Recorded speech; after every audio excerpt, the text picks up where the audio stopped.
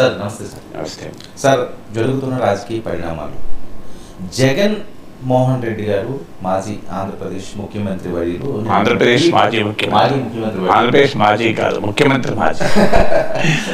చాలా మంది మీడియాలో ఈ పొరపాటు చేస్తుంటారు. మాజీ ఆంధ్రప్రదేశ్ ముఖ్యమంత్రి, ఆంధ్రప్రదేశ్ ఎప్పుడు మాజీ కాదు.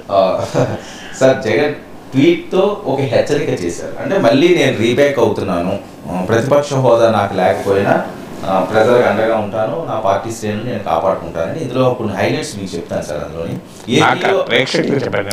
ఏపీలో రాక్షస పాలన కొనసాగుతుంది, ప్రాణాలకు రక్షణ లేకుండా పోయింది, వైసీపీని అణగదొక్కాలనే కోణంలో దాడులు చేస్తున్నారు, కొత్త ప్రభుత్వం వచ్చిన 45 రోజుల్లోనే హత్యలు అత్యాచారాలకు ఏపీ చిరునామాగా మారింది, వినుకొండ హత్య ఘటన దీనికి పరాకాష్ట, రెడ్ బుక్ రాజ్యాంగాన్ని అమలు చేస్తున్నారు, ఏపీలో శాంతి భద్రతలపై మోదీ అమిత్ షా దృష్టి సారించాలి, వైసీపీ కార్యకర్తలు ఎవరు అధైర్యపడవద్దు, మీకు అన్ని రకాలుగా నేను అండగా ఉంటా. ఈరోజు వినుకొండకి ఆయన వెళ్తున్నారు కూడా ఈ పరామర్శ చేయడానికి. సో ఈ ట్వీట్ సారాంశాన్ని ఈ రకంగా చూడాలి.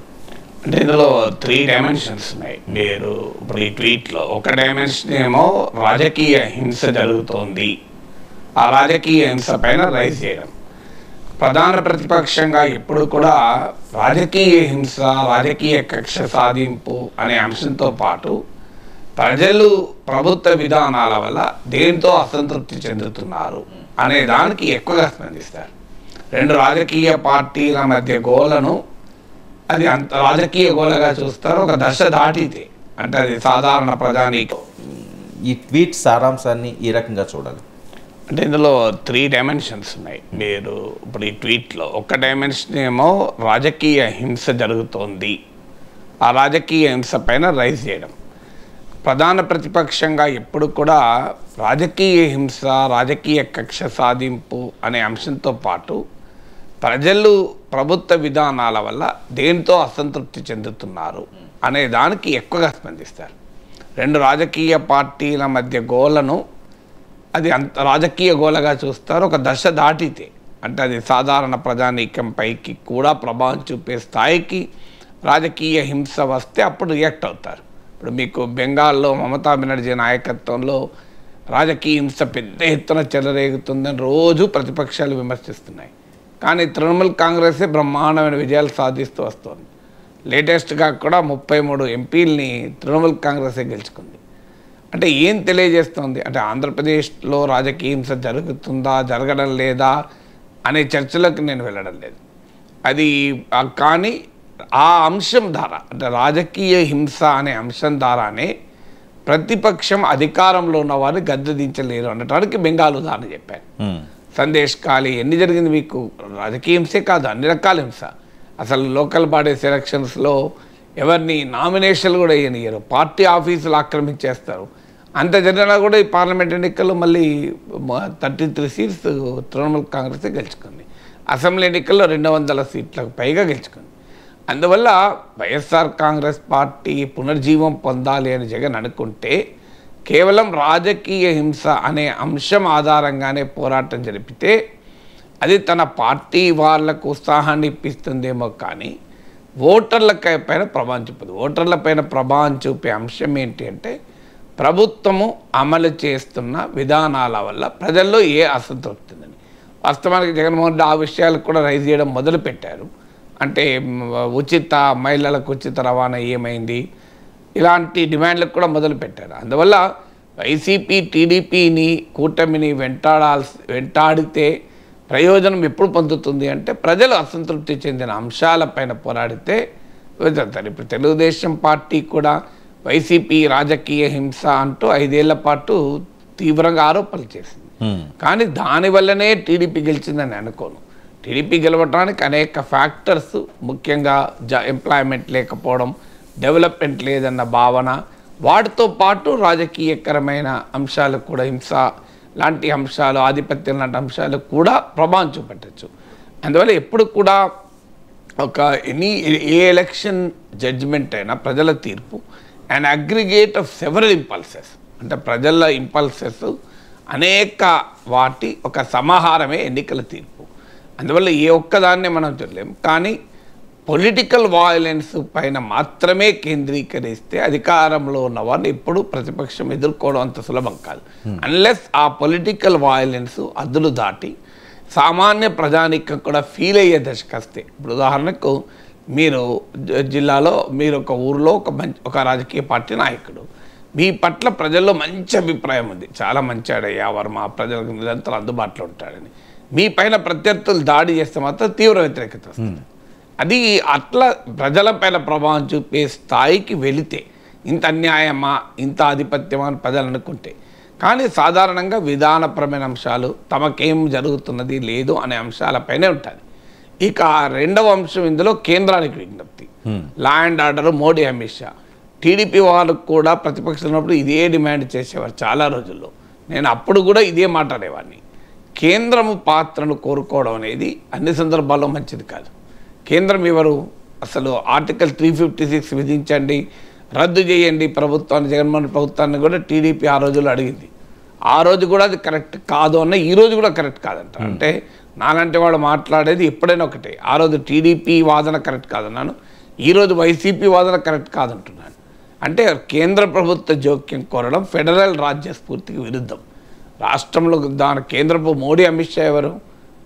కేంద్ర ప్రభుత్వం ఎంతో, రాష్ట్ర ప్రభుత్వం అంతే. సో అందువల్ల లా అండ్ ఆర్డర్ ఆధారంగా ఎప్పుడు కేంద్ర ప్రభుత్వాలు జోక్యం చేసుకోకూడదు. ఎస్ఆర్ బొమ్మాయి కేసులో సుప్రీంకోర్టు తీర్పు ఉంది. లా అండ్ ఆర్డర్ కాదు, పబ్లిక్ ఆర్డర్ డిస్టర్బ్ అయితే, అది కూడా పబ్లిక్ ఆర్డర్ కూడా కాదు, పబ్లిక్ ఆర్డర్ డిస్టర్బ్ అయితే అనుకున్నప్పుడు ఆంక్షలు పెట్టచ్చు. ప్రభుత్వాన్ని పైన చర్యలు తీసుకోవడానికి law and order public order కాదు. Failure of the constitutional machinery, రాజ్యాంగబద్ధమైన వ్యవస్థలు వైఫల్యం చెందితేనే ఒక రాష్ట్ర ప్రభుత్వం పైన చర్యలు తీసుకోవాలని కేంద్ర ప్రభుత్వాన్ని కోరచ్చు. అన్ఫార్చునేట్లీ మన రాజకీయాల ఎలా తయారయ్యాయంటే, రాష్ట్రాల్లో ఉన్న రాజకీయ పార్టీలు చీటికి మాటికి కేంద్ర జోక్యాన్ని అడుగుతారు. జగన్మోహన్ రెడ్డి సీఎంగా ఉన్నప్పుడు టీడీపీ అడిగింది, ఇప్పుడు చంద్రబాబు నాయుడు సీఎంగా ఉన్నప్పుడు వైసీపీ అడుగుతుంది. కానీ ఇద్దరు చేసిన తప్పే. ఆ రోజు టీడీపీ చేసినా, ఈరోజు వైసీపీ చేసినా కేంద్ర జోక్యాన్ని అడగడం అనేది ఒక రాష్ట్ర ప్రభుత్వ వ్యవస్థల్ని, ఫెడరల్ వ్యవస్థకు వ్యతిరేకం. ఇక మరి అలాంటప్పుడు క్వశ్చన్ వస్తుంది, అంటే మేము మరి ఏంటి పరిష్కారం? ఎస్, ప్రజల హక్కులకు భంగం వాటిల్లిన, ఒక రాజకీయ హక్కులకు, పొలిటికల్ రైట్స్కు, సివిల్ రైట్స్కు భంగం వాటిల్లిన, లా అండ్ ఆర్డర్ దెబ్బతిన్న, ప్రభుత్వం పనిచేయనప్పుడు కోర్టులు ఉన్నాయి, దానికి కేంద్రం కాదు. ఇప్పుడు మరి కేంద్ర నాయకత్వంలో ఉన్నప్పుడు జరుగుతుంది. అప్పుడు ఎవరి దగ్గర పోతావు? ఓకే, రాష్ట్రంలో శాంతి భద్రతలు ప్రమాదకరంగా పడ్డప్పుడు కేంద్రానికి పోతావు. కేంద్ర పాలిత ప్రాంతంలో జరుగుతుంది, అప్పుడు ఏంటి? అసలు రాష్ట్రపతి పాలన ఉన్నప్పుడు జరుగుతుంది, అప్పుడు ఎవరిపైన పోతుంది? ఐక్యరాజ్యం పోతావా? అందువల్ల పోవాల్సిన వ్యవస్థలు ఉన్నాయి. You can always go to courts. ఇంకో ఇక్కడ లా అండ్ ఆర్డర్, ప్రజల హక్కులు, right to life is a fundamental right, మీకు right to free movement is a fundamental right. నన్ను స్వేచ్ఛగా తిరగనివ్వడం లేదు, నా ప్రాణాలకు ముప్పు ఉందనేది కోర్టులకు పోవచ్చు. కోర్టులకు పోవడము అన్నిటికీ మించి ప్రజలను సమీకరించడం. అల్టిమేట్గా ప్రజలు సమీకరణే సమస్యలకు పరిష్కారం అవుతుంది. కానీ కేంద్ర ప్రభుత్వ జోక్యం కోరడం కూడా సరైనది కాదు. ఇక మూడవది ఆయన ట్వీట్లో ఉన్నది, వైసీపీ శ్రేణులకు విశ్వాసాన్ని కల్పించడం. అదొక రాజకీయ నాయకుడిగా చేయాల్సిన పని. ఎందుకంటే పార్టీని కాపాడుకుంటేనే భవిష్యత్తులో అధికారము లేదు అనే చర్చ. పార్టీయే కాపాడుకోలేకపోతే ఏముంటుంది ఇంకా? అందువల్ల జగన్మోహన్ రెడ్డి రంగంలో దిగి వినుకొండ పోవడం కానీ, ఆయన ఓదార్పు యాత్ర చేస్తానని కూడా ప్రకటించాడు. కొంత చోట్లకి వెళ్ళారు కూడా, కడపలో వెళ్ళారు కూడా. అది డెఫినెట్గా పార్టీకి విశ్వాసం కల్పించడానికి, పార్టీ కార్యకర్తలకు కాన్ఫిడెన్స్ క్రియేట్ చేయడానికి మాత్రం తప్పనిసరిగా ఉపయోగపడుతుంది. సార్, ప్రధానమంత్రి మోదీ గారికి కూడా ఈయన లేఖ రాయడమే కాకుండా వీలైనంత త్వరగా నాకు అపాయింట్మెంట్ ఇవ్వాలి, నేరుగా కలిసి ఏపీలో పరిస్థితులను వివరిస్తారు అని మాట్లాడారు. అంటే వివరిస్తే వివరించవచ్చు, కానీ అల్టిమేట్గా కేంద్ర జోక్యానికి కోరడం కరెక్ట్ కాదు. కేంద్ర జోక్యం కోరడము చీటికి మాటికి ఒక ప్రజలు ఎన్నుకున్న రాష్ట్ర ప్రభుత్వాన్ని, మోడీని ఎవరు ఎన్నుకున్నారో అదే ప్రజలు చంద్రబాబు నాయుడు కూడా ఎన్నుకున్నారు కదా. సో కేంద్రం ఎవరు మధ్యలో జోక్యం చేసుకోవడానికి, అందులో ప్రాక్టికల్ కూడా జరగదు. అది ఇప్పుడు పోనీ డబుల్ ఇంజన్ సర్కార్ కాకపోతే జరుగుతుందా అని అనుకోవచ్చు. ఇప్పుడు కూటమి ప్రభుత్వం చంద్రబాబు నాయుడు పైన నరేంద్ర మోడీ చర్యలు తీసుకుంటాడా? చంద్రబాబు నాయుడు పైన అమిత్ షా చర్యలు తీసుకుంటాడా? మీరు ఆలోచించండి. పొలిటికల్ కూడా సాధ్యం కాదు కూటమి ప్రభుత్వం, అక్కడైనా ఇక్కడైనా. అందులో ఇవాళ మోడీకి చంద్రబాబు నాయుడు అవసరం కూడా ఉంది కదా. ఇలాంటి పరిస్థితులు ఇంకా చర్యలు తీసుకునే అవకాశం ఉంటుందా? సో అందువల్ల ఇవాళ ఒక 2014లో చంద్రబాబు కాదు, ఇప్పుడు 2024 చంద్రబాబు, రెండింటి మధ్య చాలా తేడా ఉంది. 2014లో చంద్రబాబు నాయుడు ప్రభావం ఎన్డీఏలో లేదు. అఫ్కోర్స్ వాజ్పేయి టైంలో ఉన్న చంద్రబాబు కాకపోవచ్చు, అంత వెసులుబాటు లేదు. అప్పుడేమో టీడీపీ మద్దతుతోనే వాజ్పేయి ప్రభుత్వం నడిచింది. 2014లో టీడీపీ అవసరం లేకున్నా బీజేపీ ప్రభుత్వం ఉంది. 2024లో టీడీపీ అవసరం మోడీకి ఉంది. అఫ్కోర్స్ వెంటనే టీడీపీ విడ్డ్రా అయితే మోడీ ప్రభుత్వం పడిపోతుందని అంటలేదు, కానీ ఒక పెద్ద రాజకీయ సంక్షోభం మొత్తం ఎదుర్కొంటుంది కదా. అందువల్ల ఇప్పుడున్న స్థితిలో చంద్రబాబు నాయుడు పైన నరేంద్ర మోడీ యాక్షన్ తీసుకుంటాడా? అందులో ఆల్రెడీ తెలుగుదేశం వాళ్ళకి ఎక్కడో చోట అనుమానం మిగిలే ఉంది. జగన్కు మోడీకి ఉన్న సాన్నిహిత్యం పైన విజయసాయి రెడ్డి ఆల్రెడీ వ్యాఖ్యానించాడు. టీడీపీకి 16 మంది ఎంపీలు అంటే మాకు 15 మంది ఉన్నారు, 4 లోక్సభలో 11 మంది రాజ్యసభలో అని. అందువల్ల జగన్మోహన్ రెడ్డికి ఈవెన్ ఎన్నికల సమయంలో కూడా బీజేపీతో పొత్తు పట్ల టీడీపీ శ్రేణుల్లో తీవ్రమైనటువంటి అభ్యంతరాలు ఉన్నాయి. చంద్రబాబు నాయుడు కొన్ని వ్యూహాత్మక కారణాల రీత్యా బీజేపీతో పెట్టుకున్నాడు, అది ప్రయోజనం కూడా ఇచ్చాయనేది క్లియర్గా అర్థమవుతుంది కదా. సో మంత్రి చెప్తున్నాడు, ఇప్పుడు ఉన్న మంత్రి, సో ఎందుకు మీరు బీజేపీతో పెట్టుకున్నారని అనే ఒక పొలిటికల్ డిస్కషన్లు అడిగితే, మేము బీజేపీతో పెట్టుకునేదాకా కలెక్టర్కు ఫోన్ చేస్తే కలెక్టర్ మా ఫోన్ లిఫ్ట్ చేసేవాడు కాదు. ఓకే, అసలు ఒక ఆర్డీఓకి ఫోన్ చేస్తే మా ఫోన్ లిఫ్ట్ చేసేవాళ్ళు కాదు. మూమెంట్ మేము బీజేపీతో పొత్తు పెట్టుకున్నాం, కలెక్టర్లు ఫోన్ చేస్తే కాల్ బ్యాక్ చేయడం మొదలుపెట్టారు ఒకవేళ ఎత్తకపోతే అని. అంత రెస్పాన్స్లో మార్పు వచ్చింది అని. అంటే అధికారులు మోడీ బీజేపీతో కలిసేంత వరకు ఒక రకంగా వ్యవహరించారు, బీజేపీతో కలిసాక కంప్లీట్ మారాడు. సో అందువల్ల వ్యూహాత్మక కారణాల రీత్యా చంద్రబాబు నాయుడు పెట్టుకున్నాడు, క్షేత్రస్థాయి బలంతో సంబంధం లేకుండా. కానీ టీడీపీ నేతలు చాలామందికి అభ్యంతరాలు ఉంటాయి. అంటే జగన్కు అనుకూలంగా ఉంటారేమో అని. ఇప్పుడు నిన్న కాక మొన్న లోక్సభ స్పీకర్ ఎన్నిక మనం చూసాం కదా, 293 మంది ఎంపీల మద్దతు ఎన్డీఏకు ఉంది. స్పీకర్ పదవిని ఈజీగా గెలుచుకుంటారు, అవసరం కూడా లేదు.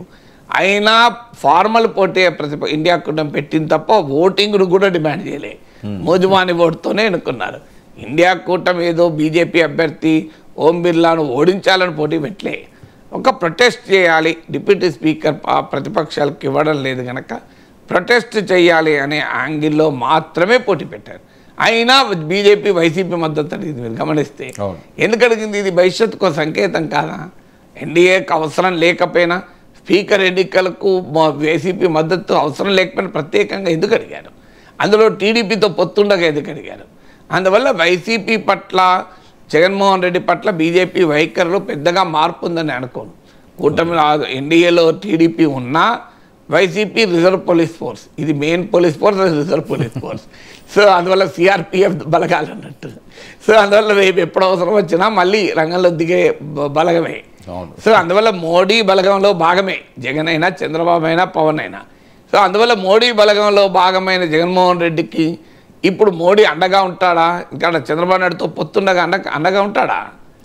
అందువల్ల ప్రాక్టికల్గా జగన్మోహన్ రెడ్డి వెళ్ళి మోడీకి చెప్తే మోడీ వెంటనే చంద్రబాబు నాయుడు ఫోన్ చేసి, వాట్ మిస్టర్ క్యా చంద్రబాబు నాయుడు జీ, చంద్రబాబు నాయుడు గారు आप ऐसा नहीं करना, जगनमोहन रेड्डी को आप कुछ भी हार्म नहीं करना, వైసీపీ लोगों को हरास नहीं करना అని చెప్తాడా?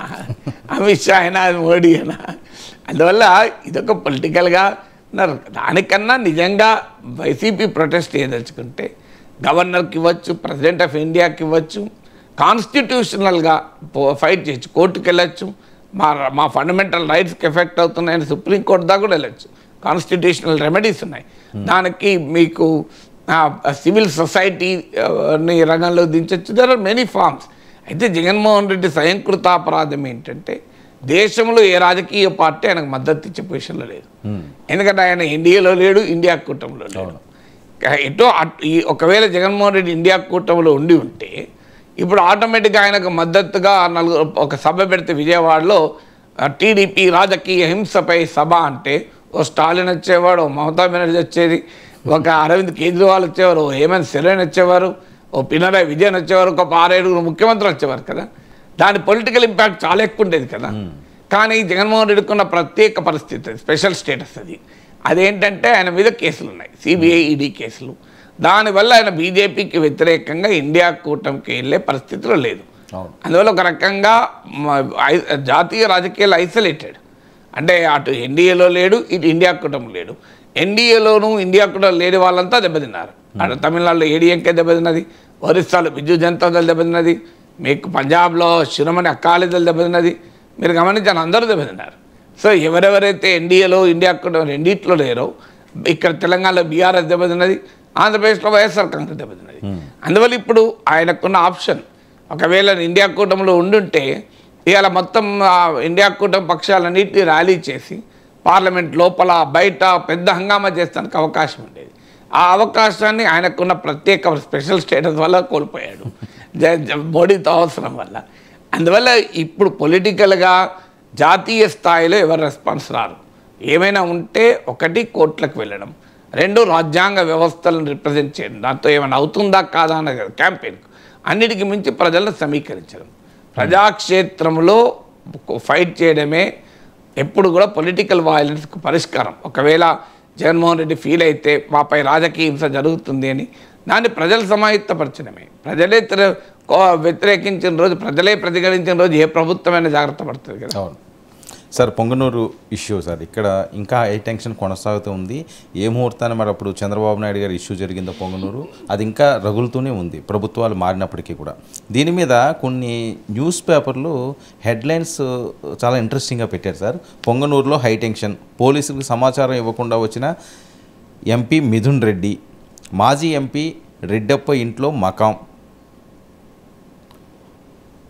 నేతికుట్టపల్లి రిజర్వాయర్ పరిహారం కోసం టీడీపీ కార్యకర్తలతో కలిసి రెడ్డప్ప ఇల్లు దిగ్బంధం, ముందే సిద్ధం చేసుకున్న రాళ్ళు బాటిల్తో కర్రలతో మిథున్ రెడ్డి బృందం దాడి, ప్రతిఘటించిన టీడీపీ శ్రేణులు. దాడిలో 12 మంది కానిస్టేబుల్ అలాగే కార్యకర్తలకి గాయాలు, 9 వాహనాలు ధ్వంసం. గాల్లో కాల్పులు జరిపిన ఎంపీ గన్మెన్, పోలీస్ బందోబస్తుతో తిరుపతికి మిథున్ రెడ్డి. సార్, ఏంటి పొంగనూరు ఇష్యూ?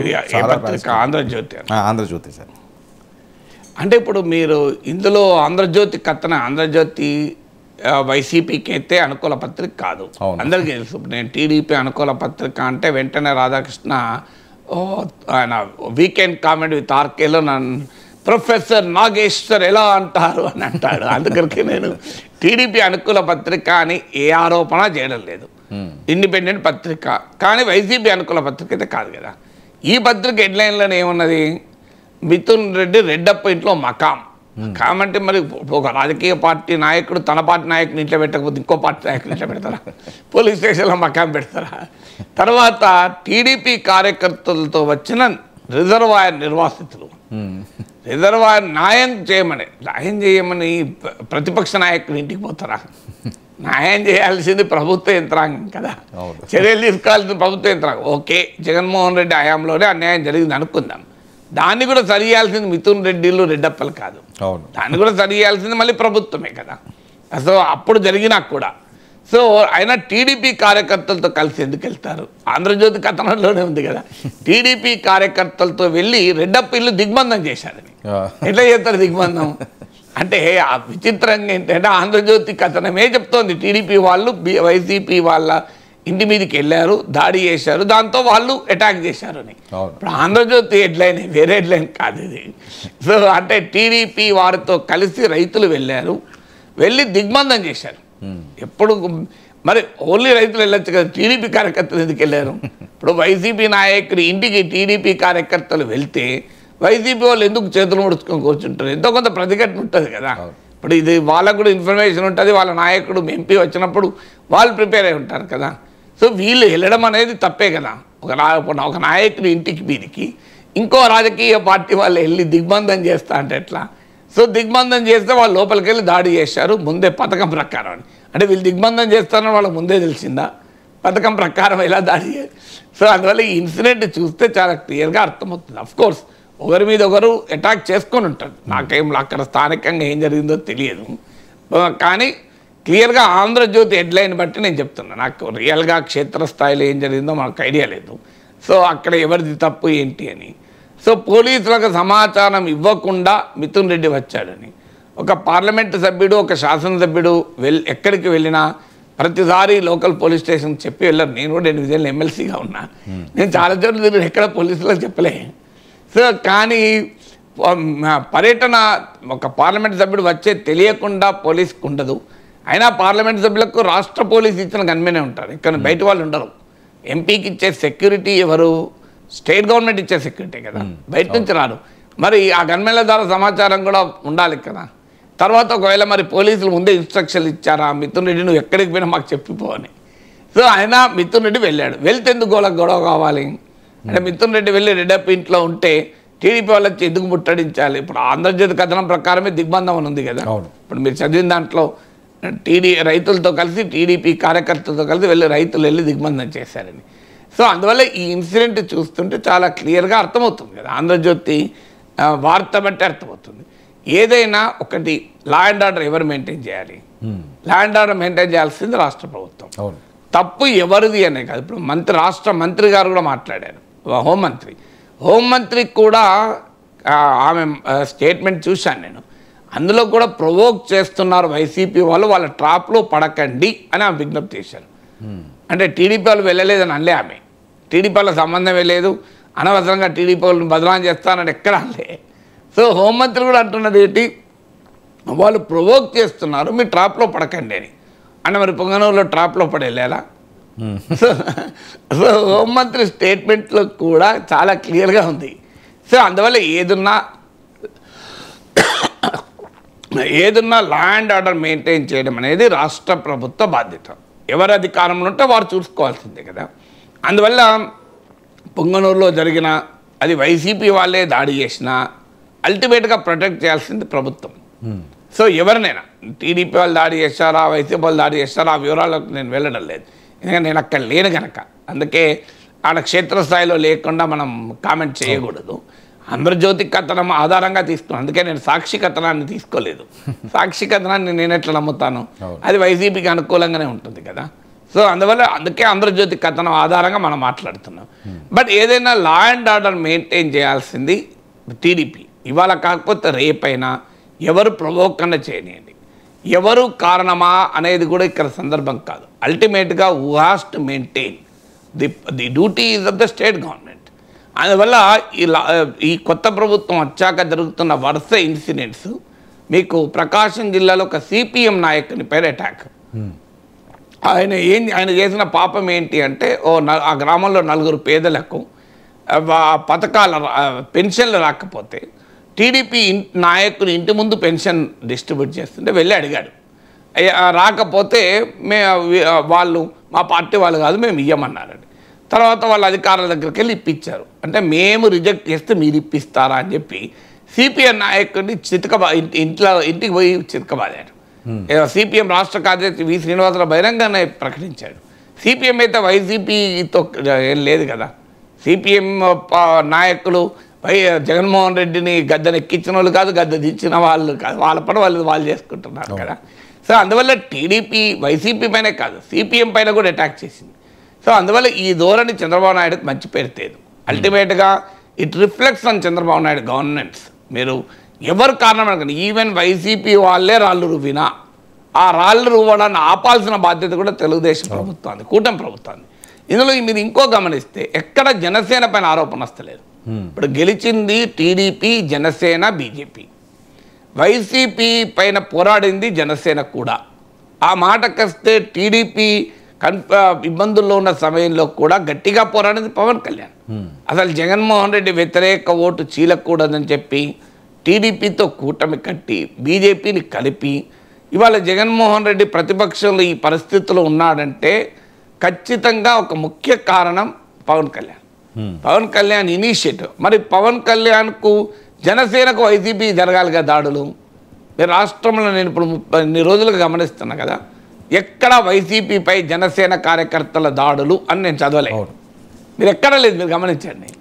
మరి ఎందుకు జరగడం లేదు? ఓన్లీ టీడీపీ వైసీపీ మధ్య ఎందుకు జరుగుతుంది? పోనీ బీజేపీ కార్యకర్తలు వైసీపీ ఇంటిపైన దాడి అంటే ఇలా మకాం రెడ్డప్ప ఇంట్లో మిథున్ రెడ్డి మకాం చేశాడని తెలిసి రిజర్వాయర్ నిర్వాసితులు జనసేన కార్యకర్తలతో కలిసి ఎందుకు వెళ్ళలే?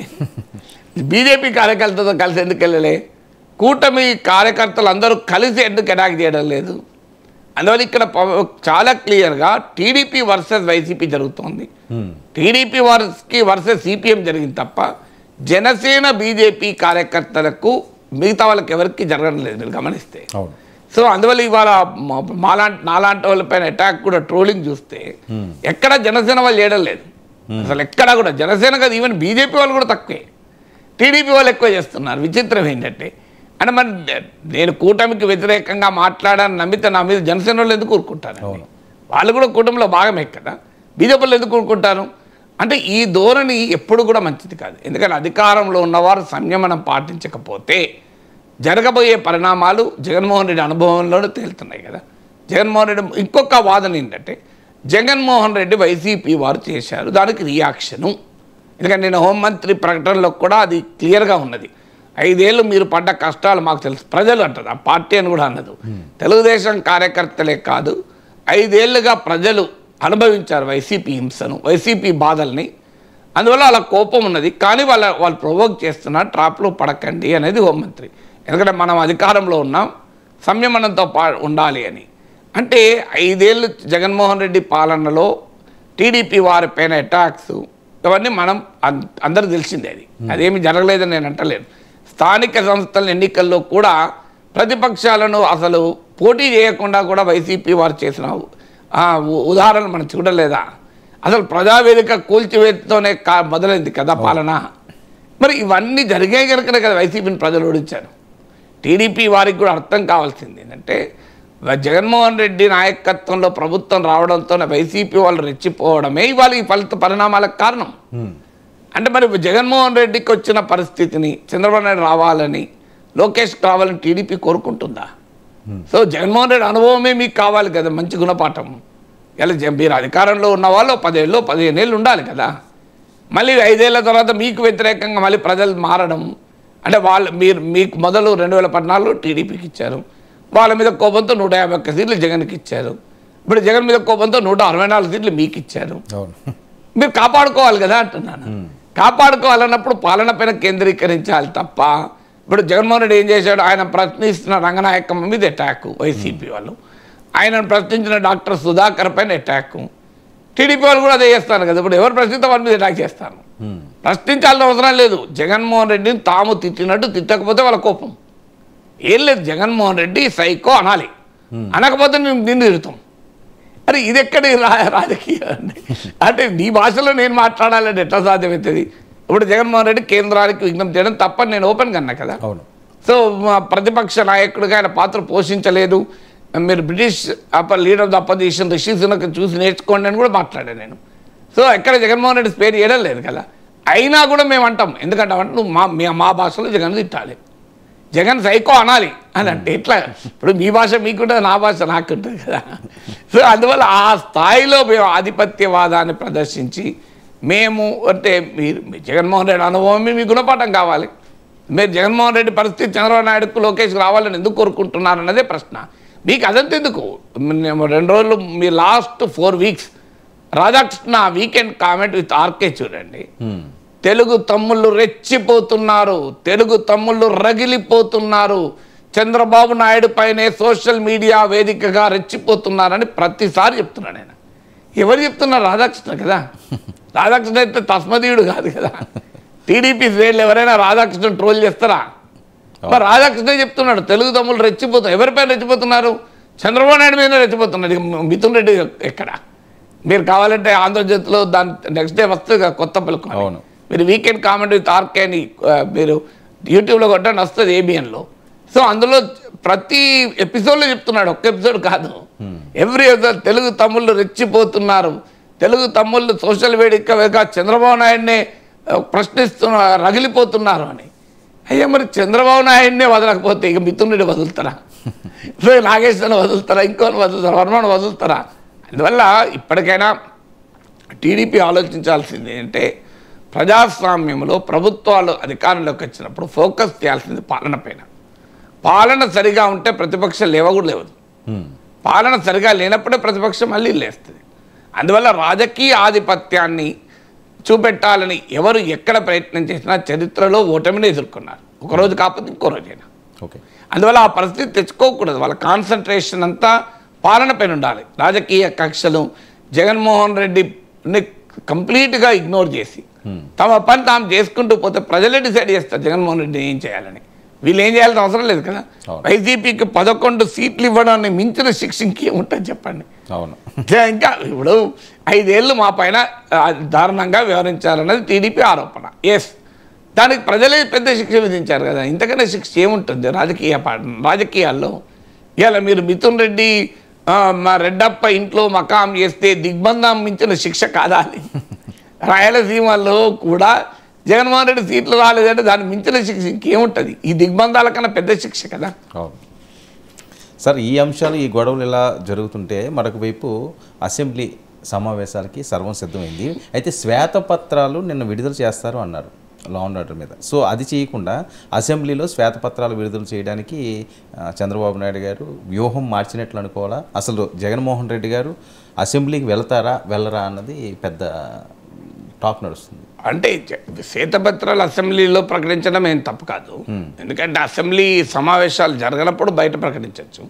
అసెంబ్లీ కదా ఏదైనా ప్రకటించాల్సింది పెట్టాల్సింది కూడా అసెంబ్లీలోనే. అసెంబ్లీలో పెట్టడానికి తప్పవట్లేదు, అది రైట్ అప్రోచ్. చంద్రబాబు నాయుడు ప్రభుత్వం అసెంబ్లీ వేదికగా పెట్టి దాన్ని చర్చకు పెట్టడం ద్వారా శ్వేతపత్రాల రాజకీయ ప్రభావాన్ని పెంచే ప్రయత్నం. అది పాలనలో తప్పేమీ కాదు. ప్రభుత్వం ఏం పెట్టినా సభ జరుగుతున్న సమయంలో సభలోనే పెట్టడం మంచి సంప్రదాయం, సభ బయట పెట్టడం కన్నా. అందువల్ల వైట్ పేపర్ సభలో పెడితే అభ్యంతరం ఎందుకు? ఇక మీరు అన్న ప్రశ్న జగన్మోహన్ రెడ్డి వెళ్తాడా? ఆయన ఇప్పుడున్న ఆ జగన్మోహన్ రెడ్డి ఇప్పుడు $1 మిలియన్ క్వశ్చన్ అదే ఆంధ్రప్రదేశ్లో. కట్టప్ప బాహుబలిని ఎందుకు చంపాడన్నంత ప్రశ్న ఇది. జగన్మోహన్ రెడ్డి అసెంబ్లీకి వెళ్తాడా అని. ఆ మాటకు ఆన్సరు ఎవరి దగ్గర ఉండాలి? జగన్మోహన్ రెడ్డి దగ్గరే ఉండాలి, ఇంకెవరి దగ్గర ఉండదు. ఎందుకంటే ఆయన తప్ప ఇంకెవరు 100% అష్యూరిటీతో చెప్పలేరు. అయితే ఆయన వ్యవహరించిన తీరు, మరి ఈ ప్రశ్నకు మీరు అడిగిన ప్రశ్నకి ఆన్సర్ నన్ను అడిగారు కదా, మీకు జగన్మోహన్ రెడ్డి దొరకడు కదా. సో నాకు దొరకడు, మీకు దొరకడు కనుక నేను చెప్పాలి సమాధానం. చెప్పాలంటే ప్రాతిపదిక ఏంటి? ఒకటి, ఇప్పటి వరకు ఆయన వ్యవహరించిన తీరు. ఇప్పటి వరకు ఆయన వ్యవహరించిన తీరు బట్టి చూస్తే ఆయన అసెంబ్లీకి వెళ్తాడనే అనే నమ్మకం కలగడం లేదు. ఒకవేళ వెళ్ళినా అసెంబ్లీని సీరియస్గా తీసుకుంటాడన్న విశ్వాసం అయితే కలగడం లేదు. ఎందుకంటే స్పీకర్ ఎన్నిక ఒక సత్సాంప్రదాయం. స్పీకర్ ఎవరైనా కానీ అక్కడ అయ్యన్న పాత్రుడే కావచ్చు, జగన్మోహన్ రెడ్డి పైన ఘోరంగా మాట్లాడాడు ఆయన స్పీకర్ కాకముందు. ఓడిపోయాడు కానీ చచ్చిపోలే అని. చావును కోరుకోవడం మించిన అంచుది ఏముంటుంది చెప్పండి. సో అందువల్ల ఆ స్థాయిలో మాట్లాడిన వ్యక్తి స్పీకర్ సీట్లో కూర్చున్నాడు. పవన్ కళ్యాణ్ ముందే అన్నాడు, మీరు సభను కంట్రోల్ చేస్తారా, సభ మిమ్మల్ని కంట్రోల్ చేస్తారా అని. అందువల్ల అయ్యన్న పాత్రుడు స్పీకర్గా ఉండగా జగన్మోహన్ రెడ్డి పట్ల గౌరవంగా సభ ఉంటుంది అని ఊహించడమే పొరపాటు. ఎందుకంటే అది అయ్యన్న పాత్రుడు మన అంచనాలను తారుమారు చేస్తే తప్ప చేయవచ్చు కూడా. ఎందుకంటే స్పీకర్ సీట్లో కూర్చోనప్పుడు వ్యవహరించిన తీరుకు స్పీకర్ సీట్లో కూర్చున్నాక వ్యవహరించే తీరుకు మార్పు ఉండవచ్చు, ఉండకూడదని నేను అంటలేను. అందువల్ల అది చూద్దాం. కానీ ఏదున్నా జగన్మోహన్ రెడ్డి పట్ల అయ్యన్న పాత్రుడు పట్ల జగన్మోహన్ రెడ్డికి ఏ అభిప్రాయమైనా ఉండడు. అయ్యన్న పాత్రుడు స్పీకర్గా ఎలక్ట్ అయినప్పుడు the traditions of parliamentary democracy, ఇప్పుడు ఓం బిర్లా పైన పోటీ పెట్టింది ఇండియా కూటమి. మళ్ళీ ఆయన ఎన్నికైన తర్వాత రాహుల్ గాంధీకి కూడా మోడీకి కరచాలనం చేసి స్పీకర్ను ఆ సీట్లో కూర్చుండబెట్టొచ్చాడు కదా. ఇప్పుడు మీకు అందుకే నేను ఒక వీడియో పెట్టాను. రిషి సునక్ బ్రిటిష్ పార్లమెంట్లో లీడర్ ఆఫ్ ద అపోజిషన్గా చేసిన ఉపన్యాసం, 5 నిమిషాల ఉపన్యాసం, అద్భుతమైన ప్రసంగం. అసలు జగన్మోహన్ రెడ్డి ఏం చేయాలనేది ఆ ప్రసంగం చూసి అర్థమవుతుంది. సో అసలు ఏం చేయాలని జగన్మోహన్ రెడ్డి అసెంబ్లీకి వెళ్ళి స్పీకర్ గౌరవంగా ఆయన సీట్లో కూర్చుండబెట్టి స్పీకర్ను ఉద్దేశించి చెప్పాల్సిండే, అయ్యా మనం ఈ సభ మీ పట్ల ఇంత విశ్వాసాన్ని ప్రకటించింది, మీ నాయకత్వంలో ప్రభుత్వాన్ని జవాబుదారీగా చేద్దాం అని తన ప్రతిపక్ష హక్కుల్ని స్పీకర్ను గౌరవించి సభా వేదిక పైన అడగాల్సిందే.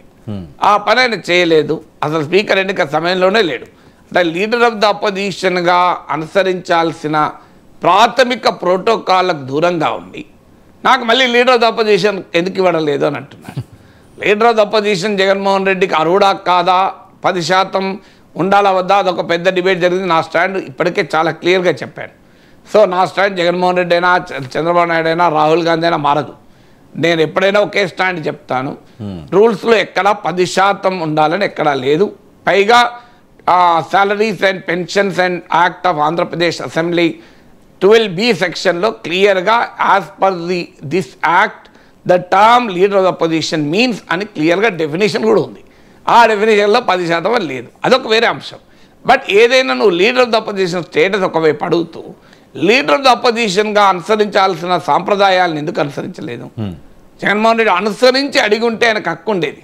నీ బాధ్యతను నిర్వర్తించి నీ హక్కుల గురించి మాట్లాడాలి. కానీ నేను బాధ్యతలు నిర్వర్తించను, హక్కులు మాత్రమే అడుగుతా అంటే కరెక్ట్ కాదు. ఇక జగన్మోహన్ రెడ్డికి సభలో గౌరవం దక్కుతుందా? అసలు ఏ అమాయకునికైనా అర్థమవుతుంది కదా, గౌరవం తగ్గదనే ఆన్సర్ వస్తుంది. చంద్రబాబు నాయుడు పట్ల జగన్మోహన్ రెడ్డి ఎలా వ్యవహరించారో మనకు తెలియదా? చంద్రబాబు నాయుడు పట్ల వైసీపీ నేతలు ఎలా వ్యవహరించారు? చంద్రబాబు నాయుడు రాజకీయాల్లో ఆయనను వ్యతిరేకించేవారు ఉండొచ్చు, కానీ 14 సంవత్సరాలు ముఖ్యమంత్రిగా రాష్ట్రానికి, ఉమ్మడి ఆంధ్రప్రదేశ్కు 9 ఏళ్ళు ముఖ్యమంత్రిగా, జాతీయ రాజకీయాల్లో కూడా పాత్ర పోషించిన నాయకుడు కదా. అసలు ఏ స్టేచర్ లేని నాయకుని పట్ల కూడా ఉండకూడదు. అసలు ఏ వ్యక్తిని గౌరవించాలి కదా. ఆఖరికి చంద్రబాబు నాయుడు కుటుంబం గురించి కూడా ప్రస్తావించే స్థాయికి వైసీపీ ఆ సమయంలో దిగజారింది. మీరు సభలో జరిగింది మనం అందరం చూసాం కదా. వైసీపీ వాళ్ళు జగన్మోహన్ రెడ్డి అప్పుడైనా చీవాట్లు పెట్టాల్సిందే. ఆయన ఎంజాయ్ చేశాడు. మీకు కొడాలి నాని అసెంబ్లీలో మాట్లాడేటప్పుడు, చంద్రబాబు నాయుడు తిట్టి మాట్లాడేటప్పుడు సాధారణంగా ఆయన ఎవరిని చూడాలి? కొడాలి నాని చంద్రబాబు నాయుడు చూసైనా మాట్లాడాలి, లేదా స్పీకర్ని చూసైనా మాట్లాడాలి. మీరు ఆ విజువల్ చూడండి, ఆయన జగన్మోహన్ రెడ్డి ఫేస్ చూస్తూ మాట్లాడుతున్నాడు. అంటే అర్థం ఏంటి? నేను నిన్ను ఆనందపరుస్తున్నాను కదా అని. సో అలా చేయకూడదు కదా. సో ఇలాంటి చర్యల వల్లనే, చేష్టల వల్లనే వైసీపీ స్థాయికి వచ్చింది. అందువల్ల అసెంబ్లీలో చంద్రబాబు నాయుడు పట్ల వైసీపీ వ్యవహరించిన అనుభవం ఉన్న తర్వాత టీడీపీ వారు జగన్మోహన్ రెడ్డి గౌరవం ఇస్తారని అనుకుంటే అసలు ఎక్స్పెక్ట్ చేయడం కూడా కరెక్ట్ కాదు కదా. అఫ్కోర్స్ నన్ను అడిగితే గౌరవించాలి. వైసీపీ వాళ్ళు ఎలా వ్యవహరించినా అది ఆదర్శంగా ఉండాల్సిన అవసరం లేదు. పార్లమెంటరీ ట్రెడిషన్స్ ఆదర్శంగా ఉండాలి. కానీ రాజకీయాల్లో అలా ఉంటుందా? వ్యక్తిగతంగా అలా ఉంటుందా? నువ్వు జగన్మోహన్ రెడ్డి చంద్రబాబు నాయుడు నేను చిటికేస్తే ఒక 5 రిటర్స్తే నీకు leader of the opposition status అయిపోతుంది అని అనలేదా? మరి అప్పుడు ఆయనకు 10% రూల్ గుర్తురాలే జగన్కు. ఇప్పుడు 10% రూల్ గుర్తొస్తుంది, అప్పుడు మరి ఎందుకు గుర్తురాలే? అందువల్ల ఎవరు చేసిన కర్మలకు వాళ్ళ బాధ్యుడు కావాల్సిందే. ఇదే కదా గీతాచార్యులు చెప్పింది. సో అందువల్ల జగన్మోహన్ రెడ్డికి అసెంబ్లీలో గౌరవం ఉంటుంది అని నేను అనుకోను. ఒకవేళ ఉంటే ఆశ్చర్యమే. జగన్మోహన్ రెడ్డి ఎలా వ్యవహరించినా ఆయనకు సభలో గౌరవం ఇవ్వాలనే నేను కోరుకుంటాను. కానీ తాను చెయ్యంది, తాను ఇవ్వంది తనకు రావాలని కోరుకోవడం అత్యాశ అవుతుంది కదా. కానీ మరి అయినా కూడా చంద్రబాబు నాయుడు ఏం చేశాడు? ఇన్ని అవమానాల పరిస్థితి కూడా అసెంబ్లీకి వెళ్ళాడు కదా. రాజశేఖర రెడ్డి టైంలో కూడా మనం చంద్రబాబు నాయుడు టార్గెట్గా రాజశేఖర రెడ్డి ఎన్ని మాట్లాడాడు మనం చూడలేదా? బట్ స్టిల్ 10 ఏళ్ళు అసెంబ్లీకి వెళ్ళాడు. ప్రజలు దాన్ని గౌరవించి 2014 అధికారం ఇచ్చారు. మళ్ళీ 5 ఏళ్ళు లాస్ట్లో ఆయన సతీమణి గురించి కూడా మాట్లాడిన దానికి ఆయన తీవ్రంగా మానసిక క్షోభకు గురై నేను మళ్ళీ ముఖ్యమంత్రిగానే వస్తాను, గౌరవ సభ కాదు ఇది కౌరవ సభ అని చెప్పి వెళ్ళిపోయాడు. సో ఆ ఘటన జరిగేంత వరకు సభకు వచ్చాడు కదా. సభకు వచ్చాడు, 23 మంది ఎమ్మెల్యేలకే నాయకుడిగా ఉన్నాడు. అఫ్కోర్స్ ఇవాళ 23-11 తేడా ఏమున్నది? నెంబరే కదా. అల్టిమేట్గా బలమైన ప్రతిపక్ష అయితే అప్పుడు కాదు ఇప్పుడు కాదు. సో అలా అయినా వైసీపీకి 151 మంది ఎమ్మెల్యేలు ఉన్నా వాళ్ళు రోజు కొడాలి నానులు రెచ్చిపోతున్నా, వల్లభనేని వంశీలు వాయించుతున్నా చంద్రబాబు నాయుడు అనుభవించాడు కదా. ఇది ప్రజల పక్షాన చేయాల్సిన పని ఎవరైనా. అందువల్ల జగన్మోహన్ రెడ్డికి కూడా అనుసరించాల్సింది. ఈ అవమానాలు భరిస్తూ ప్రజలు 5 ఏళ్ళు నీకు ప్రతిపక్షంలో కూర్చోమని ఇచ్చారు కనుక నిరంతరం ప్రజా సమస్యలు లేవనెత్తుతూ అసెంబ్లీ వేదికగా ప్రజల పక్షాన పోరాడితేనే గౌరవం ఉంటుంది. అది కాదు నేను ఎంపీగా వెళ్ళిపోతా లేదా సభకు రాను అని జగన్మోహన్ రెడ్డి కనుక నిర్ణయం తీసుకుంటే దానికి ఏ కారణమైనా చెప్పండి. లీడర్ ఆఫ్ ద అపోజిషన్ ఇవ్వలేదన్న కారణం చెప్పచ్చు, ఇంకే కారణం చెప్పినా ప్రజలు హర్షిస్తారని అనుకున్నది. రాజకీయాల్లో నాయకులు చేయాల్సిన పని కాదు. ప్రతిపక్షంలో ఉన్నప్పుడు ప్రజలు ఆ పాత్ర కూడా పోషించాలి. ఆ పాత్ర పోషించమని ప్రజలు తీర్పు చెప్పారు. అవమానాలు ఉంటాయి, రాజకీయాలు అవమానాలు ఉండవా? పబ్లిక్ లైఫ్లో ఉన్నవాడు ఇలాంటి అవమానాల గురించి భయపడకూడదు. ఇవాళ నేను రోజు మాట్లాడుతున్నాను, నాలాంటి వాడి పైన మామూలుగా ట్రోలింగ్ చేయడం లేదు కదా. రకరకాల నీచమైన పద్ధతుల్లో అటాక్ చేస్తున్నారు. అయితే ఎంతమంది ఉంటారు వీళ్ళు? నన్ను అభిమానించే వాళ్ళు 99 ఉంటారు, ఒక్కరుంటారు, 2 ఉంటారు. ఆ 2 కొరకు నేను మాట్లాడడం మానేశాను అనుకోండి. నేను అసెంబ్లీకి పోనట్టే లెక్క. సో ఇంతవారు ఎప్పుడు ఉంటారు సమాజంలో? నువ్వు పబ్లిక్ లైఫ్లో ఉన్నప్పుడు ఎందుకు ఊరుకుంటారు? So face it. ఆ ధైర్యాన్ని చూపెట్టినప్పుడే మళ్ళీ రాజకీయ అవకాశాలు వస్తాయి. అందువల్ల పబ్లిక్ లైఫ్లో ఉండాలని కోరుకునే వ్యక్తి ఇలాంటి దాడులు జరుగుతాయి, అవమానాలు జరుగుతాయి, అభిమానాలు ఉంటాయి, రెండూ ఉంటాయి కదా. సో అందువల్ల ఈ అసెంబ్లీకి వెళ్ళాల్సిందే, అసెంబ్లీలో నిలబడి పోరాడాల్సిందే. అందుకు భిన్నమైన నిర్ణయం తీసుకుంటే అది ఆయనకే నష్టం. అయితే నేను చాలామంది జగన్మోహన్ రెడ్డి సన్నిహితులను కూడా అడిగాను. వాళ్ళు ఇచ్చే కామన్ కంక్లూజన్ ఏంటంటే, సార్ మాకు కూడా తెలియదు, మాతో కూడా ఏమీ అనలేదు, కానీ జగన్మోహన్ రెడ్డి మెంటాలిటీ తెలిసిన వాళ్ళుగా మేమైతే ఆయన అసెంబ్లీకి పోతారని అనుకోం సార్ అంటారు. ఇది చాలా దగ్గరగా ఉన్న వాళ్ళు, జగన్కు చాలా అత్యంత సన్నిహితంగా ఉన్న వాళ్ళని అడిగాను నేను.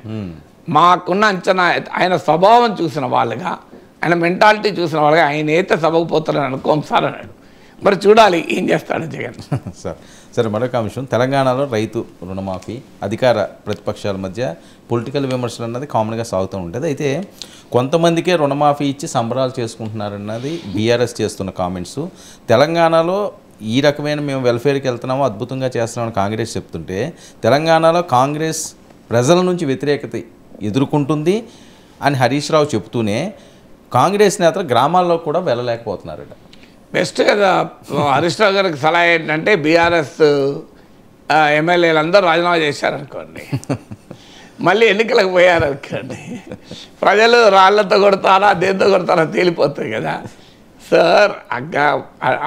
రాజకీయంగా ఒకరి మీద ఒకరు అటాక్ చేస్తానికి ఇలాంటి స్టేట్మెంట్లు ఇస్తారు. హరీష్ రావు చెప్పినంత తీవ్రమైన అసంతృప్తి కాంగ్రెస్ ప్రభుత్వం పైన ఉన్నదని అనుకోను. నిరుద్యోగుల్లో కొంత వ్యతిరేకత, డిఎస్సి వాయిదా వేయలేదని, ఇలాంటి గ్రూప్ 2 వాయిదా ఇవన్నీ ఉండవచ్చు. ప్రభుత్వంలో ఎప్పుడు కూడా ఒకే రకమైన ప్రజాస్వామ్యంలో ఒకే రకమైన అభిప్రాయం ఉండదు కదా. ఇప్పుడు ఒక పరీక్షను వాయిదా వేయమని కొంతమంది అడుగుతారు, వాయిదా వేయొద్దని ఇంకొంతమంది అడుగుతారు. సో పరీక్ష పెట్టమని అడుగుతారు, వద్దని వాళ్ళు కూడా అడుగుతారు. ఇప్పుడు నీట్ ఎగ్జామ్ ఉంది, నీట్ ఎగ్జామ్లో అవకతవకలు జరిగాక రద్దు చేయాలని కొంతమంది అంటారు, రద్దు చేస్తే తరైంది కాదని ఇంకొంతమంది అంటారు. భిన్నమైన అభిప్రాయాలు ఉంటాయి. కానీ తీవ్రమైన అసంతృప్తి గ్రామాలకు వెళ్ళే పరిస్థితి లేదని అయితే నేను అనుకోను.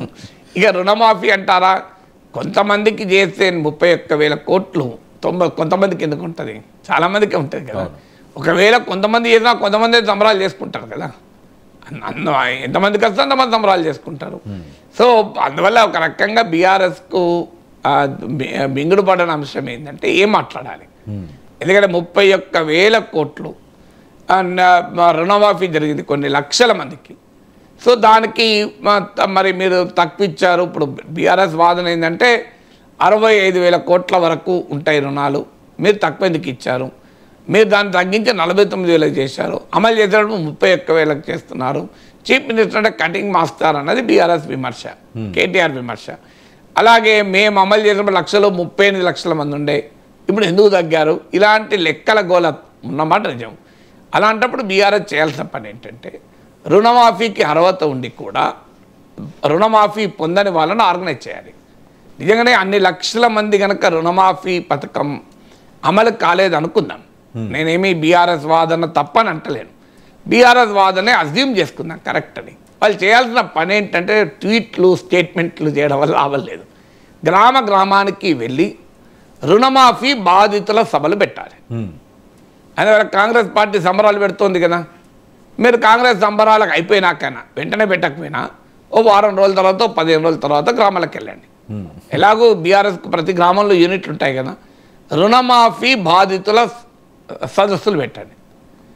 ఇంకో మేము రుణమాఫీకి అర్హులము, అయినా మాకు రుణమాఫీ రాలేదు అని ఫీల్ అవుతున్న ప్రజలందరినీ సమీకరిస్తే ప్రజాస్వామ్యంలో కాంగ్రెస్ పార్టీకి అదే ఆన్సర్ కదా. అవును. అందువల్ల ఇవాళ ఆ లెక్కల్లోకి నేను వెళ్ళడం 31,000 కోట్ల, 49,000 కోట్ల, 65,000 కోట్ల, అప్పుడు 35 లక్షలు, ఇప్పుడు 11 లక్షలు, ఈ గణాంకాల గందరగోళాలకు నేను వెళ్ళడం లేదు. సో బీఆర్ఎస్ ఓ లెక్కలు చెప్తున్నది, కాంగ్రెస్ ఓ లెక్కలు చెప్తున్నది. ఆ లెక్కలు ఎలా ఉన్నా నేను నా సింపుల్ సజెషన్ బీఆర్ఎస్కి ఏంటంటే, మీరు గ్రామాన రుణ మాఫీ బాధితుల సంఘం అని పెట్టండి, రుణమాఫీ బాధితుల సదస్సులు పెట్టండి. పెట్టి వాళ్ళు ఎంతమంది ఉంటే అంతమందితో హైదరాబాద్లో పెద్ద ర్యాలీ తీయడం 1,00,000 మందితో. నిజంగానే లక్షల సంఖ్యలో రుణమాఫీ అందరి ప్రభుత్వం పైన అసంతృప్తి ఉన్న వాళ్ళు ఉంటే ప్రతిపక్షాలకు బ్రహ్మాండమైన అవకాశం కదా. సో గ్రామాలకు కాంగ్రెస్ నాయకులు వెళ్ళే పరిస్థితి లేకుండా మీరే వాళ్ళ దగ్గరికి రండి, 1,00,000 మంది మొబిలైజ్ చేసి చలో సెక్రటరీ పిలిపియండి. అది కదా చేయాల్సిన మన ప్రతిపక్షంగా. లేదు అమలు చేయడం లేదంటే ఎట్లా? ఇప్పుడు ఎన్నికలప్పుడు ఏం చెప్పినా ఇప్పుడు ఇన్కమ్ ట్యాక్స్ కట్టేవారు వాళ్ళకు మా రుణమాఫీ అమలు చేయాలి అని అంటే అది ఎట్లా కరెక్ట్? నాలాంటోడు నాకు కూడా ఒక 1.7 acres పొలం ఉంది. సో ఆ పొలం పైన నేను లోన్ తీసుకున్నా అనుకుందాం, 1,70,000. నా మాఫీ చేయడం న్యాయం అవుతుందా? నేను రిటైర్డ్ ప్రొఫెసర్ కదా, నాకు పెన్షన్ వస్తుంది, నేను ఇన్కమ్ ట్యాక్స్ కడుతున్నా, నా భార్య ఇన్కమ్ ట్యాక్స్ కడుతుంది, మరి నేను ఎట్లా తీసుకోవాలి? నేను ఇంతవరకు రైతు బంధు తీసుకోలే, నేను ఎందుకంటే న్యాయం కాదు అని తీసుకోలేదు. సో అందువల్ల అల్టిమేట్గా మీకు 10 ఏళ్ళ బీఆర్ఎస్ పాలనలో మీరు చూడండి, చాలా కాలంగా నేను రైతు బంధు యాక్సెప్ట్ కూడా అడగలే. ఎందుకంటే ఇది న్యాయం కాదు, మనకు ఎలిజిబిలిటీ ఉన్నా కూడా కేసీఆర్ పాలనలో ఎలిజిబిలిటీ కూడా ఉండే కదా. అందువల్ల ఇన్కమ్ ట్యాక్స్ పరిధిలో ఉన్న వారికి నాకు రుణమాఫీ ఎందుకు జరగాలి? అందుకే నేను పంటలు నాకు చాలామంది చెప్పారు, మీకు 2 ఎకరాలు ఉంది కదా, ఎకరం పైన 2 ఎకరాల మీద లోన్ తీసుకోవచ్చు, ఆ 1,00,000 మాఫీ అవుతుంది ఎట్లా? కానీ నాకు తెలియదా మాఫీ కాదు, నేనే చెప్పిన కదా కాంగ్రెస్ గెలవబోతుందని. కాంగ్రెస్కి 65 సీట్లు వస్తాయని నేనే స్పెక్యులేట్ చేసిన కదా. మరి నాకు రుణమాఫీ జరుగుతుందని తెలుసు కదా, నేను లోన్ తీసుకోవచ్చు కదా. తీసుకోలే, ఎందుకు తీసుకోవాలి? తీసుకుంటే నాకు మాఫీ అయ్యేది, ఇప్పుడు నాకు కూడా మాఫీ అయ్యేది కదా. కానీ ఇది పద్ధతి కాదు, నాకు అవసరం లేదు, నేను తీసుకోవడం కరెక్ట్ కాదు, నా ఎథికల్ స్టాండ్ అది. అందుకే నేను నా ఎకరన్నర పొలం మీద నేను లోన్ తీసుకోలే, లోన్ మాఫీ కూడా అడగను ఒకవేళ తీసుకొని ఉన్నా. కానీ ఇప్పుడు మాఫీ ఆటోమేటిక్గా అవుతుంది, నాకు సంబంధం లేకుండా అవుతుంది. కానీ అందువల్ల కోతలు నిజంగానే జెన్యున్ అయితే దాని అభ్యంతరం చెప్పాల్సిన అవసరం లేదు. ఇప్పుడు ఉదాహరణకు 50 ఎకరాలు కొని పడవ పెట్టి నువ్వు రియల్ ఎస్టేట్ స్పెక్యులేటివ్ వ్యాపారం చేసేవాళ్ళు ఆ 50 ఎకరాల పైన పంట రుణం తీసుకుంటారు. అది మాఫీ కావాలా? అది మాఫీ కదా, అది పద్ధతి కాదు కదా. ఇప్పుడు హైదరాబాద్ మేడ్చల్లో హైయెస్ట్ పంట రుణాలు నేను ఇక్కడ వీడియోలో చూశాను, ఎంత నిజమో తెలియదు. అందువల్ల ఎవరికైతే నీడీ కాదు వారికి ఏ ప్రభుత్వ పథకం ఉండకూడదు. అది ఎన్నికలప్పుడు ఏమైనా చెప్పని అని, ఎన్నికలప్పుడు అవసరాల కొరకు చెప్పుకుంటారు రాజకీయ పార్టీలు. ఇవాళ ఒక స్వతంత్రంగా ఆలోచించే వ్యక్తిగా those who are in need, నిజంగానే వ్యవసాయం చేస్తూ వ్యవసాయం గిట్టుబాటు కాక అప్పుల పాలైన రైతులకు రుణమాఫీ జరగడాన్ని ఆహ్వానించాలి. కానీ ఇదొక అలవాటుగా మారి ఇక ఈ అవకాశాన్ని ఉపయోగించుకొని ప్రజల సొమ్మును ఎవడు నొక్కేయకూడదు. అందువల్ల ఇవాళ బీఆర్ఎస్ చేయాల్సింది అంటే కోతలు ఎంత మేరకు జెనైన్ కోతల్ని ప్రశ్నించకూడదు. జెనైన్గా లేక అన్యాయంగా ఎవరైనా రుణమాఫీ కాలేదనుకోండి వాళ్ళ తరఫున పోరాడడం, అదొకటే పరిష్కారం కదా. Okay, thank you so much.